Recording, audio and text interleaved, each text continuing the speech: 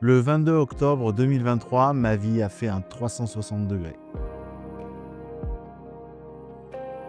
Bonjour, je m'appelle Christophe, j'ai 49 ans, je suis pianiste, professeur de piano. J'ai 2 enfants et je suis marié et Dieu a changé totalement ma vie le 22 octobre 2023. Je suis né dans une famille aimante, je n'ai jamais manqué de rien, j'ai toujours été quelqu'un de très heureux, de très jovial. Je n'avais pas besoin particulièrement de Dieu, d'ailleurs je n'étais pas croyant du tout. Heu Mon épouse me disait à chaque fois: «Tu devrais prier quand ça va pas», et alors je lui disais: «Mais pourquoi tu veux que je prie? En fait, pour moi, ça n'a aucun intérêt». J'étais vraiment pas en demande, tout allait très bien dans ma vie et quelque part, j'en avais pas besoin. Je ne cherchais pas Dieu. Il y a beaucoup de personnes qui cherchent Dieu. Moi, je ne le cherchais pas et j'ai une vie heureuse, j'ai une enfance heureuse, j'ai eu des parents aimants, j'ai jamais manqué de rien. Voilà, j'ai toujours tout ce que j'ai entrepris, dans ma vie, tout a réussi, que ce soit ma carrière et cetera. Mais quand même, à la base, j'étais quelqu'un de très colérique, d'anxieux. J'avais tous les matins ces douleurs à l'estomac qui me donnaient envie de vomir, c'était le stress. Le jour où j'ai donné ma vie à Jésus, tout ça a disparu. Toutes les douleurs ont disparu, je n'ai plus envie de vomir le matin, mais ça a été du jour au lendemain, ça n'a pas été progressif. Voilà, toute la colère que j'avais, a disparu et puis, heu, tout ça, en fait, m'a permis de prendre conscience de beaucoup de choses et de me dire que oui, il était avec moi et c'est pour ça que j'ai fait des choix dans ma vie aujourd'hui et que je mets Jésus pour moi, c'est Jésus en 1er aujourd'hui dans ma vie. Ça peut pas être autrement. J'ai, rencontré Jésus le 22 octobre 2023 à l'église d'Alès. Et en fait, j'étais parti, en vacances, chez ma cousine, la cousine de mon épouse, plus exactement et elle est chrétienne évangéliste depuis 6 7 ans et ça faisait 3 4 ans que mon épouse ne l'avait pas vue et elle a voulu qu'on parte pour aller la voir parce qu'il y a eu le covid, entre-temps. Je dis: «Écoute, on y va, il y a pas de problème». Par contre, mon épouse me dit, heu, 2 jours avant de partir: «Par contre, Audrey va vouloir aller à l'église». Alors, moi qui n'ai pas croyant du tout, je dis: «Mais tu vas à l'église, mais j'ai pas envie. Je viens, c'est en vacances, c'est pas pour aller à l'église, s'il te plaît, fais-lui plaisir». Donc pour lui faire plaisir, parce que j'ai beaucoup d'affection pour Audrey, ça a été la première personne de sa famille que j'ai rencontrée et qui nous a accueillis. Je dis: «Bon allez, pour lui faire plaisir, vraiment, je vais à l'église». Mais franchement, j'étais pas plus convaincu que ça et ce jour-là, c'était le pasteur Aymeric Gravier qui était à la prédication et il y a eu le temps de louange au début et puis après est venu le temps de la prédication et là, il s'est vraiment passé quelque chose.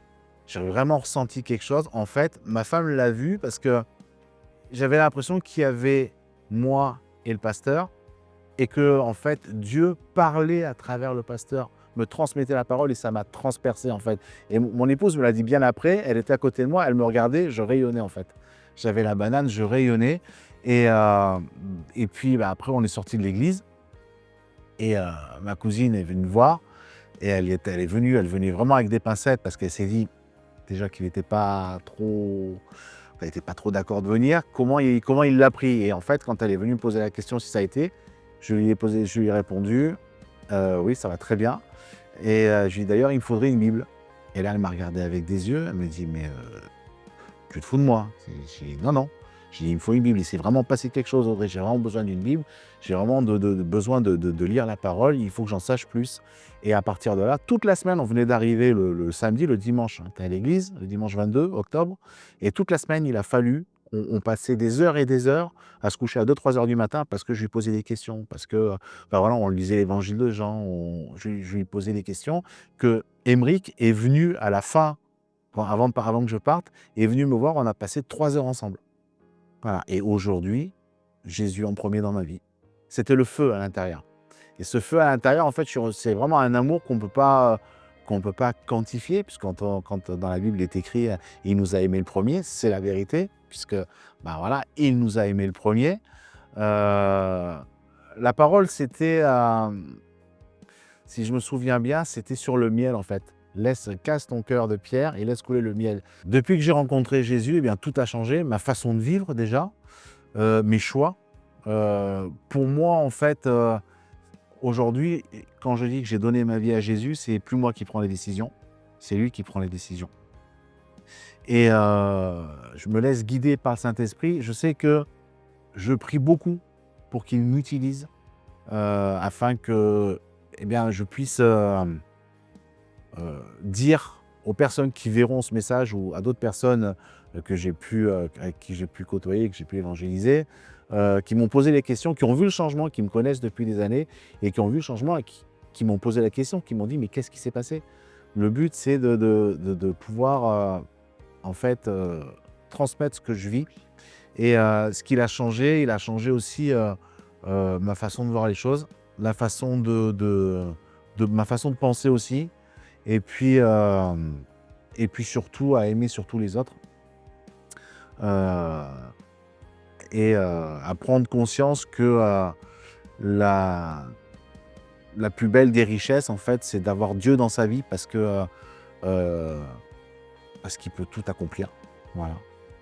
Enfin, peu importe ton état d'esprit, peu importe ce que tu penses, peu importe ce que tu vis, heu, en fait, Jésus est le chemin, la vérité et la vie. C'est écrit dans la Bible et c'est la vérité. En fait, il faut que même si tu as une vie heureuse, même si, il te manquera toujours tu le sais pas, mais il te manquera toujours quelque chose et aujourd'hui, la plus grosse des richesses, la plus grande des richesses, c'est Dieu et c'est du palpable. Je le vis au quotidien, c'est pas un fake, c'est je le vis au quotidien. C'est moi les gens qui me connaissent savaient comment j'étais avant, et aujourd'hui, c'est vraiment je le vis vraiment au quotidien. J'ai vécu des choses depuis maintenant quasiment 2 ans, ça fera 2 ans. J'ai vécu beaucoup de choses, Dieu a été là, Dieu m'a aidé, Dieu a restauré, a rétabli, a apporté la paix, et je dirais à la personne, même si, heu, moi ça a été radical de ce que j'ai reçu, cherche-le. Si tu as des questions, heu, cherche-le. Lis, lis l'Évangile. Lis l'Évangile, ça peut te parler, ça peut pas te parler peut-être tout de suite, mais ça pourra peut-être te parler, dans, 6 mois, 3 mois, 1 an, peu importe, lis l'Évangile.